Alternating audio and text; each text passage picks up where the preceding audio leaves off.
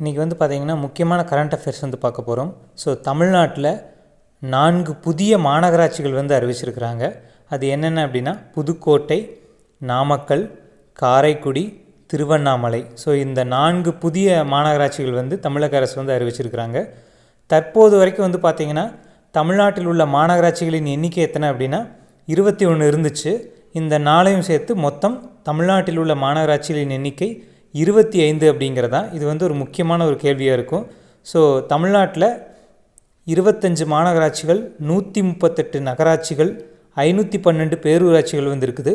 So இந்த பேரூராட்சிகள் அப்படிங்கிற ஒரு கான்செப்டை கொண்டு வந்த இந்தியாவின் முதல் மாநிலம் எது அப்படின்னு சொல்லி பார்த்தீங்கன்னா அது தமிழ்நாடு தான்.